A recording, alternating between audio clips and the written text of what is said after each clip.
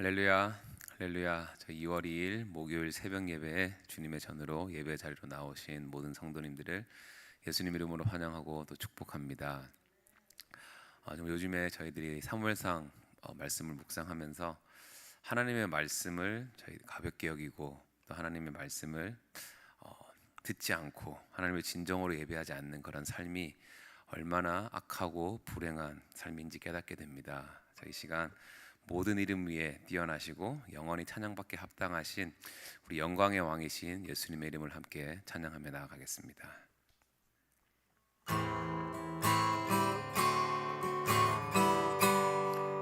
영광의 왕, 영광의 왕 찬양합니다. 위대하신 주 우리 구원자, 존귀하신 주 경배합니다. 보좌에 계신 어린 양, 영광의 왕, 영광의 왕 찬양합니다. 위대하신 주 우리 구원자, 존귀하신 주 경배합니다. 보좌에 계신 어린 양, 예수 죽임 당한 어린 양, 예수 모든 이름 위에 뛰어난 이름, 영원히 찬송받기 합당한 영광의 그 이름 예수. 영광의 왕, 영광의 왕 찬양합니다. 위대하신 주 우리 구원자, 존귀하신 주 경배합니다. 보좌에 계신 어린 양, 영광의 왕, 영광의 왕 찬양합니다. 위대하신 주 우리 구원자, 존귀하신 주 경배합니다. 보좌에 계신 어린 양, 예수 죽임 당한 어린 양, 예수 모든 이름 위에 뛰어난 이름, 영원히 찬송받기 합당한 영광의 그 이름 예수. 예수, 예수 죽임 당한 어린 양, 예수 모든 이름 위에 뛰어난 이름, 영원히 찬송받기 합당한 영광의 그 이름 예수. 예수, 예수 죽임 당한 어린 양, 예수 모든 이름 위에 뛰어난 이름, 영원히 찬송받기 합당한 영광의 그 이름 예수. 영광의 그 이름 예수. 영광의, 영광의 그 이름 예수.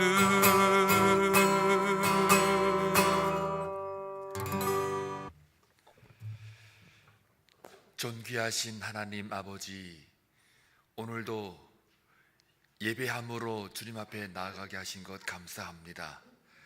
간밤의 중보기도팀 하나님의 마음을 담아 마가의 다락방을 기대하며 열심히 기도하는 가운데 주의 임재를 경험하게 하시고 또 기도를 통하여 하나님을 날마다 사모하며 나아가 결단하기로 작정한 주의 백성들 머리 위에 하나님께서 꼭 기억해 주시고 그들의 삶 가운데 하나님의 인도하심만 그리고 돕는 은혜만을 경험하는 귀한 은혜가 있게 하여 주옵소서.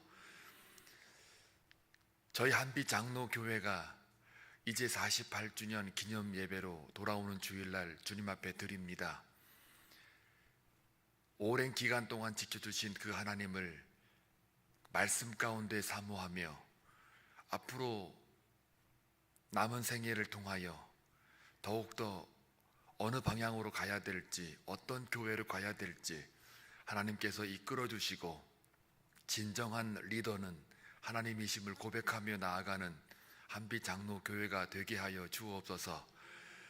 그로 말미암아 재직 세미나가 준비되어 있습니다. 모든 재직들이 억지로가 아닌 정말 하나님을 사랑하는 제자의 도를 가지고 맡겨진 사명을 충성스럽게 잘 감당하며 순종함으로 하나님 앞에 삶의 제사를 드릴 수 있도록 역사하여 주옵소서. 사랑하는 모든 교우들, 하나님 앞에 예배하는 자의 삶을 살아갈 때 하나님께서 기뻐하시고 동시에 우리의 삶도 가장 행복한 순간이 될 수 있도록 주님 이끌어 주시며, 특별히 기도하옵기는 사랑하는 교우들 가운데에 자신들의 삶 속에 기도하는 제목들이 날마다 쌓여간다 할지라도 오히려 기도할 수 있다라는 그 특권을 누리며 그 기도 속에 만나는 하나님을 더 깊이 알아갈 수 있는 영적 회복의 순간이 되게 하여 주옵소서. 기도 제목으로 말미암아 실망하거나 좌절하거나 절망하지 않게 하시고 오히려 거룩과 영광 앞에 나아가는 그 모습 속에 자신을 들여다보고 더 하나님 앞에 순종하며 나아가는 그런 순종의 제사를 쌓아 나갈 수 있도록 주여 복 내려 주옵소서. 저들의 간구와 기도하는 소리에 응답받는 기쁨으로만 채워짐으로 말미암아 우리의 삶에 드리는 제사가 늘 연락되는 것을 체험하게 하옵소서. 오늘도 주의 말씀을 통해서 깨닫는 은혜만 있기를 간절히 소원하옵고 전하는 자나 듣는 자나 다 한마음으로 하나님을 찬송하며 나아가는 귀한 은혜가 되게 하옵소서. 예수님의 이름으로 기도하옵나이다. 아멘. 자꾸요, 이게 수요일날 사도행전 하다 보니까 자꾸 사도가 나와요. 사무엘상인데 사무엘상 6장 13절에서 21절입니다. 생명의 삶 목요일 아침 사무엘상 6장 13절에서 21절 함께 교독할 때에 하나님의 음성을 듣기를 바랍니다. 베세메스 사람들이 골짜기에서 밀을 베다가 눈을 들어 괴를 보고 그 본 것을 기뻐하더니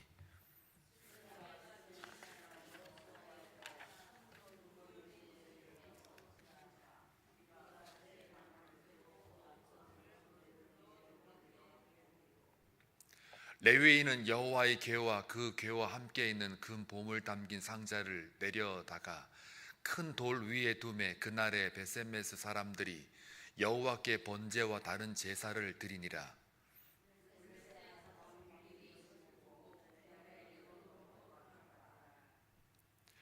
블레셋 사람이 여호와께 속건 제물로 드린 금 독종은 이러하니 아스돗을 위하여 하나요? 가사를 위하여 하나요? 아스글론을 위하여 하나요? 가드를 위하여 하나요? 에그론을 위하여 하나이며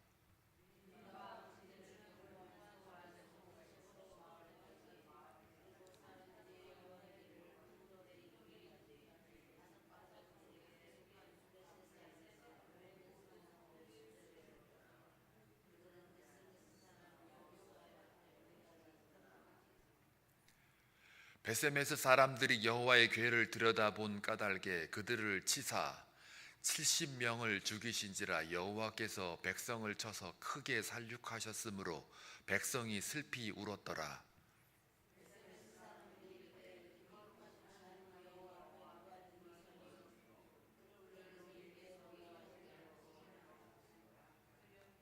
같이 읽겠습니다.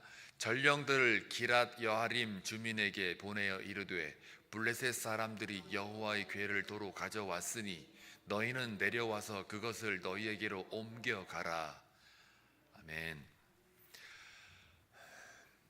이스라엘과 블레셋 간의 전쟁을 통해서 두 번이나 실패를 했지요. 패배를 맛본 이스라엘 백성들, 언약궤를 두 번째 전쟁 때 빼앗겼습니다. 두 번째 전쟁 때 언약궤를 빼앗긴 이유는 이미 우리가 묵상한 바와 같이 언약궤에 뭔가 신성한 힘이 있을 거다라고 하는 그 신상, 그러니까 언약궤를 우상화해서 전쟁을 치르려고 했던 그 이스라엘의 잘못된 신앙이지요. 그것 때문에 언약궤까지 빼앗기고 결국 언약궤는 그 블레셋 신전 다곤 신상 옆에 두었다가 오히려 또 뭐 별로 신성한 힘이 없는 줄 알았는데 거기 가가지고는 언약궤가 또 능력을 발휘하기 시작했지 않았습니까? 그 다음날 아침에 와보니까 코박고 여호와 궤 앞에 엎드려져 있는 다곤 신상을 보면서 그들이 놀래가지고 다시 이게 우연히 넘어졌나 다시 일으켜 세웠더니 그 다음날 또 와보니까 목이 잘려나가고 두 손목이 잘려나가 문지방 앞에 덩그러니 굴러 있는 그 모습을 바라보며 이제 두려움에 떨기 시작하고 그러면서 그 지역에 궤가 있는 지역에 독종이 이제 창궐하고 그래서 두려우니까 다시 그걸 다른 지역으로 이제 옮기잖아요. 또 옮기는 지역마다 계속해서 독종이 일어나고 금지상을 만든 걸 보니까 그 쥐떼가 창궐해서 그것이 이제 병균을 옮겼는지 하여간 그들이 금독종과 금쥐상을 금으로 만들었어요. 그리고 거기에 블레셋 그 큰 성읍이 5개가 있는데 그 5개의 그 대표적으로 각각 다 5개를 만든 이유가 그 지역이 대표로 하나씩 이렇게 세웠다고 오늘도 말씀을 통해서 우리가 알 수 있습니다. 그리고 나서 이제 그것을 한 번도 수레를 끌어보지 않는 암소 2마리를 세워가지고 수레를 새로 만들어서 거기다가 법궤를 넣고 그 다음에 금 독종 5개, 금 쥐상 5개 그렇게 해가지고 태워서 이제 이 재앙이 과연 이스라엘 백성들이 섬기는 신 여호와가 준 거냐 아니면은 이게 우연히 일어난 건데 괜히 우리가 겁먹고 지금 말하자면 오지랖을 떨고 있느냐 이렇게 이제 판단을 해보려고 그랬는데 역시나 그 수레를 끌고 가는 그 암소 2마리가 눈물을 머금고 바로 이제 젖을 주고 있는 그런 새끼를 떼어놓고 가는 거니까 눈물을 머금고 그 암소 2마리가 좌로 우로 치우치지 않고 곧바로 벳세메스로 가고 있는 것을 볼 때 이제 따라가 봤더니 결국은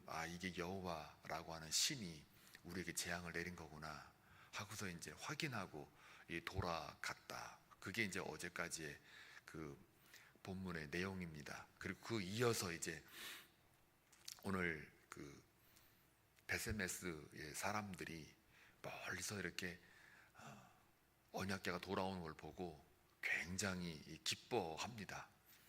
기뻐하는 건 당연하죠. 빼앗겼던 언약궤니까. 그래서 거기서 제사를 드리잖아요. 그래서 그 끌고 온 언약궤 끌고 온 그 암소 2마리 잡아가지고 번제로 드리지 않습니까? 참 이거 읽을 때 소가 무슨 잘못이냐. 이 소는 그 자기 송아지하고 이별한 것도 눈물 흘리면서 가고 있는데 그 온 거를 또 잡아가지고 번제로 드렸으니 그 소는 참, 야, 그 소도 그 좀 약간 그 인간적인 그런 안쓰러움이 이 감정이입이 되더라고요. 그래서 결국은 이제 암소를 잡아다가 번제를 드리고, 그리고 이제 이스라엘 백성들, 그 베세메스에 있는 사는 사람들, 이 언약궤가 있나 없나, 아니면 그 언약궤에 대한 궁금증이 있으니까 한번 들여다봤다가, 성경에는 5만이라는 말도 있고 70이라는 말도 같이 써 있어요. 이게 사본이 달라서 그래요. 그래서 5만은 가로를 쳤는데 어떤 사본에는 5만으로 돼 있고 어떤 사본에는 70으로 돼 있어요. 근데 이제 많은 바라보는 구역학자들은 70으로 거의 통일을 합니다. 그래도 사본이 써 있으니까 5만이라는 가로로 넣고 혹시나 이제 참고하라고 적어 놓은 건데, 이 베셋메스는 그 블레셋과 이스라엘의 경계 지역이기 때문에 큰 성읍은 아니에요. 작은 성읍이에요. 그래서 5만이라 그러면 고대 시대에 5만 명이 살았다는 거는 엄청난 큰 도시예요. 그러니까 아마 그런 걸 볼 때 70명이 더 맞지 않는가라는 생각을 해봅니다. 이거는 그냥 하나의 연구 결과로 말씀을 드리는 거니까 그냥 이런 거구나 그렇게 이해를 하시고, 그래서 70명 정도가 들여다보다가 몰살을 당하는, 그래서 이걸 볼 때 아니 또 그것도 한번 들여다봤다고 뭘 또 사람까지 죽이냐 이렇게 생각이 안 듭니까? 아니 하나님은 사랑이라면서, 그리고 언약궤 와가지고 기뻐해가지고 그나마 그래도 번제 드렸고 여호와 기뻐한다고 좋다고 지금 언약궤 한번 들여다보자 이러고 들여다봤다고 그랬다고 뭘 또 이게 사람까지 죽이냐, 납득이 되십니까? 자, 여기까지예요. 처음에 그 5 방백들, 그러니까 그 블레셋 그 방백들이 와가지고 언약궤를 돌려주고 돌아갈 때 그 이스라엘 백성들이 기뻐하고 막 제사 드리는 걸 보고서 이제 그들이 돌아갔어요. 블레셋에 쫓아왔던 사람들이. 자, 이걸 볼 때 우리가 지금 뭐를 알 수 있느냐면요, 전쟁에 진 이유는 이스라엘 백성들이 처음 전쟁을 할 때에 졌단 말이에요. 근데 그 졌던 이유가 그들 생각에는 블레셋 군사들도 뭐를 앞세웠냐면 자신들의 다곤신이라는 신상을 앞세워서 전쟁을 했어요. 그런데 이스라엘 백성들은 신상이 없어요. 신상이라는 것은 자기들이 믿는 신을 우상화하는 형상 그 자체예요. 어떤 성물이 없는 거예요. 그런 면에서 볼 때는 하나님을 형상화하는 그 물건이 없으니까 언약궤라도 한번 앞에다 세우면 성물, 그러니까 형상화한 것처럼 우상화해서 세우면 되지 않겠냐. 그래서 그 앞세워서 갔더니 그건 이제 빼앗긴 거잖아요. 그리고 빼앗겨서 보니까는 남의 나라가 갖고는 이 언약궤가 능력을 발휘하는 거예요. 그 소문 안 들었겠습니까? 이스라엘 백성들이 저 언약궤가 빼앗겼는데 그 언약궤가 저쪽 나라에 가갖고는 그들을 독종을 일으키고 부상자를 만들어내고 온 나라가 다 뒤집어지는 혼란을 이렇게 줬는데 그런 것들을 보지 않았겠냐고요.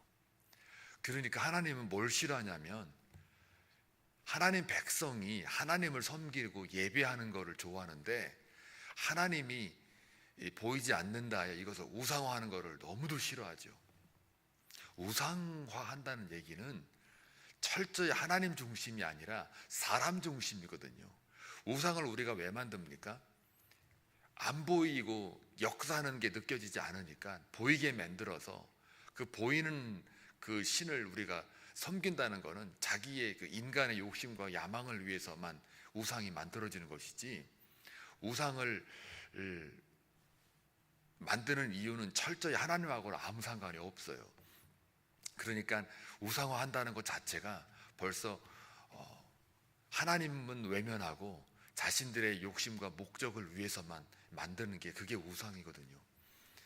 자, 그러니까 하나님이 싫어하는 거는 바로 전쟁을 할 때 이방 나라가 우상화했던 것처럼 하나님을 우상화해서 이겨보려고 하는 이거에 대해서 하나님이 패배감을 주고, 그런데 그럼에도 불구하고 그 하나님은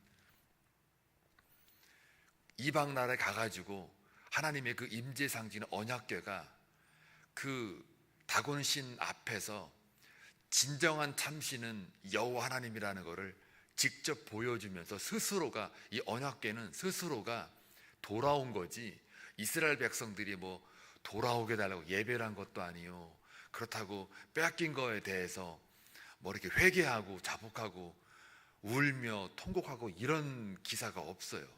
그러니까 하나님 스스로가 그냥 들어온 거고, 이제 그렇게 돌아오고 나니까 이스라엘 백성들 가운데 어떤 마음 생기겠어요? 옛날에 그 우상화 해가지고 언약궤 앞서서 싸웠더니 뭐 별거 없더라. 그러니까 우상화 한 것도 문제지만 돌아와가지고 기뻐하는데, 물론 기뻐하는 그것이 어떤 기쁨인지는 지금 이 뒤에 나오는 말을 보면 알 수가 있어요. 암소를 잡아가지고 범죄를 들었잖아요. 그런데 하나님께서는 분명히 이스라엘 백성들에게 민수기 4장의 근거에서 또 7장의 근거에서 뭐라고 말씀하냐면, 어떤 제물을 드려야 하며 어떤 절차와 방식으로 들어야 하는가를 다 말해줬어요. 그리고 절대로 성물이나 하나님이 정한 그 언약궤는 함부로 다루지 마라, 들여다보지 마라, 너희들이 죽는다 라고 하나님께서 분명히 이스라엘 백성들에게 언약궤를 대하는 방법, 절차, 하나님 앞에 나아가는 그 방법, 길, 이런 잣대, 기준, 하나님을 섬기는 그런 그 방법들을, 길들을 다 말해줬어요. 그러면 그 명령대로 지켜야 돼요. 말씀 위에 예배를 해야 되고, 말씀 위에 자신들의 삶에 이행을 해야 되는 거예요. 특히 성물에 관련된 부분은 하나님의 임재를 상징하는 것이기 때문에 곧 그게 하나님이거든요, 원래는.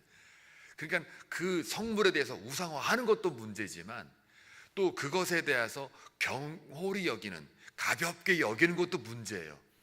뭐 전쟁 치러가지고 우상화, 그것보다도 한번 언약궤 내세워서 전쟁했더니 뭐 우리가 지금 졌는데 뭐 별거 없더라, 이렇게 그런 마음을 갖고 있는지는 모르겠으나 돌아와가지고 기쁘긴 하는데 한번 보자 하고, 이게 함부로 지성소에 들어갔다가는 제사장들이 다 죽어 나오는 이런 것들을 그들이 모를 리가 없는데, 이게 들여다 본 거 아니에요. 그 앞에서 이렇게 제의를 잘못 드려도, 순수한 거룩하지 못하는 마음으로 드려도 이 제사장들이 죽어 나오는 이 마당에 들여다 봤단 말이에요. 이거는 하나님께서 하지 말라는 거를 한 거예요. 분명히 성물을 소홀히 여기지 말고, 경홀히 여기지 말고, 절대 들여다보지 말고, 하나님의 말씀을 안 지키는 거죠. 그 말씀을 안 지키는 거는 단순히 저 이방 나라들한테서는 그 언약궤가 능력 발휘해가지고 싹 혼란을 주고 몰살을 시키는데, 이스라엘 백성들한테는 와가지고는 그거 봤다고 또 뭘 죽이냐, 이게 아니라 저들은 하나님을 모르니까는 하나님의 능력을 통해서 여호와 하나님만이 참신이라는 것을 밝히고 증명해 내시는 그 하나님이신데, 그러나 이스라엘 백성들에게는 분명히 인격적인 만남이 있었고, 하나님께서 율법을 주셨고, 그 율법 속에는 하나님이 무엇을 원하고 기뻐하는지를 다 이미 일일이 다 기준을 말씀을 해줬단 말이에요. 그러면 믿음의 분량이 틀린 거예요. 저들은 믿음이 하나도 없고요, 믿음이 없는 지역에서는 기적을 일으키고 이사를 일으켜서 하나님 되심을 보여줄 수가 있지만, 그러나 이스라엘 백성들에게는 이미 하나님의 계시의 말씀, 직접 읽을 수 있는 토라의 말씀을 주셨단 말이죠. 그래서 하나님의 그 성물을 어떻게 대하는지에 대해서 그 기준과 잣대를 다 줬단 말이에요. 그러면 그것을 실천하고 그것을 경외감을 가지고 나아가야 될 그 믿음의 분량이 있는 거예요. 그런데 저들의 그 블레셋 사람들, 전혀 여호와를 모르는 사람들처럼 병홀히 여기거나 우상화시켜서 신상을 만들거나 아니면 언약궤를 우상화해가지고 전쟁의 하나의 도구로 쓴다 그러면 그거는 자기들이 하나님 위에 있는 거지 하나님 아래에 있는 게 아니란 말이에요. 우상화한다는 거는 내가 하나님 위에 있다라고 말하는 거 똑같은 거거든요. 또 하나님 위에 있다라는 얘기는 분명히 하나님이 나를 섬기는 방법, 예배하는 방법 이거다 저거다 라고 말씀해 주셨으면 들여다보지 말라 그러면 안 봐야 되는 거예요. 우리식으로는 아니 그것 좀 봤다고 뭐 하나님이 또 절대자이시고 굉장히 뭐 지구를 구원할 것 같은 그런 넓으신 마음을 갖고 계신 분이 그거 하나 봤다고 그렇게 죽이냐? 그건 우리 생각이죠. 하나님이 하지 말라 그러면 안 해야 돼요. 여호와는 본질상 속성상 선한 하나님이에요. 여호와의 선하심이라는 거는 절대적인 거예요. 죽으라 그러면 죽는 게 선이고요, 살라 그러면 사는 게 선이고, 하지 말라 해서 안 하는 게 선이고요, 해라 해서 하는 게 선이에요.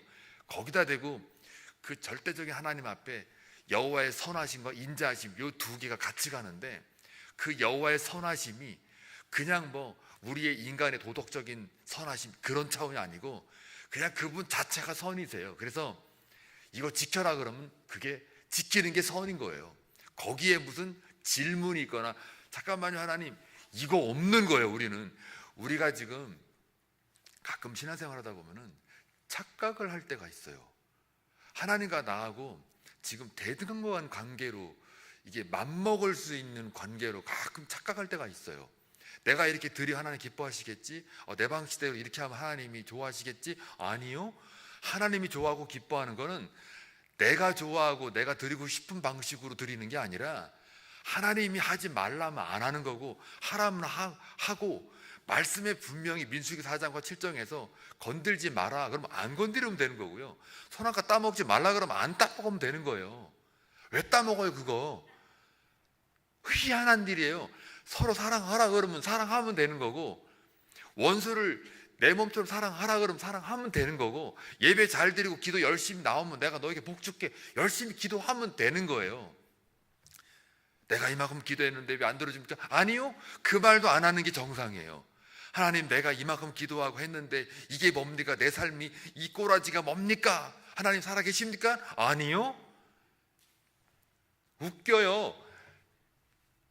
하나님 100%만 그런 관점으로 보면요, 전부 다 우리는 뭐 하고 있냐면 자기 잣대로 자기 기준으로 하나님을 다 평가하고 있어요. 내가 이 정도 봉사하고 내가 이 정도 구제하고 이렇게 많이 기도했는데, 아니 그건 자기 생각이고, 그거는 하나님은 영원한 하나님이 잠깐 너무 우리를 사랑하셔가지고 심판 면하게 하기 위해서 스스로가 인간 되셔가지고 구원을 해놨더니만은 인격적으로 하나님께서 만나주시고 이거 지키면 내가 복 줄게, 이거 안 지키면 너에게 화가 있으리니 그러니 내 말대로 따라와라 그럼 너에게 복이 될 거다. 들어가도 복을 받고 나가도 복을 받고, 너희들이 구할 때 구하라 그러면 내가 다 들어줄게. 구하라 들어줄게. 구하라 이 의미는 나하고 항상 상의를 해라, 즉 상의해가지고 대등한 관계가 아니라 하나님을 하나님으로 인정하는 그 고백이기 때문에, 그래서 하나님이 복 주겠다는 거예요. 예배를 한다는 것도 하나님이 우리들의 예배를 안 받아도 돼요. 그분은 영원한 하나님이기 때문에 우리 만들기 전에 하나님 스스로가 있는 분이고 스스로가 영광을 받으시는 분이라 우리가 예배 안 드려도 그분은 영원한 하나님이란 말이에요. 우리가 마치 뭐 예배를 드려라 그러니 하나님이 기뻐할 거다, 예배 드리라는 게 거룩으로 나아가고 하나님 앞에 계속 나아갈수록 우리의 본래의 본향으로 나아가는 그 우리의 존재의 근원이 거기에 있기 때문에, 그래서 우리가 예배를 계속 드리면 드릴수록 하나님의 그 속성을 닮아갈 수 있고 하나님의 거룩 앞에 조금 나아가는 그 길이 있기 때문에 우리의 인생살이에 조금이나마 이 그 오염된 세상 속에서부터 조금이라도 벗어날 수 있기 때문에, 그래서 우리를 위해서 예배하라는 거지, 그분이 우리가 예배한다 그러면 마치 예배를 드려줘서 그분이 기뻐하는, 말하자면 뭐 애들이 그냥 아버지 부모님 기쁘게 한다고 막 재롱장치하고 막 이거는 인간들끼리 하는 거고요.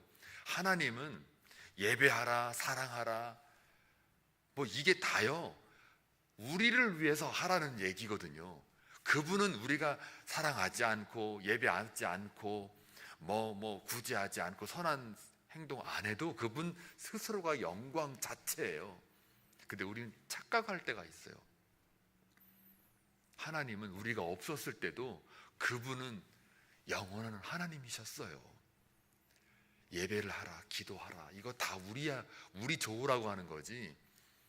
아이고, 영원한 하나님이 인간들에게 기도해라, 그럼 너희 환난 날에 나를 부르짖으라, 내가 너희들이 나를 만날 거다. 아이고, 하나님은 우리 안 만나도 돼요. 우리가 만나야지. 하나님은 안 만나도 돼요. 그분은 우리 없어도 잘 살고 계세요. 그분은. 그런데 하나님이 하지 말라 그러면 안 하고 하라 그러면 하고, 이것 자체가 뭐냐면 하나님을 인정하라예요.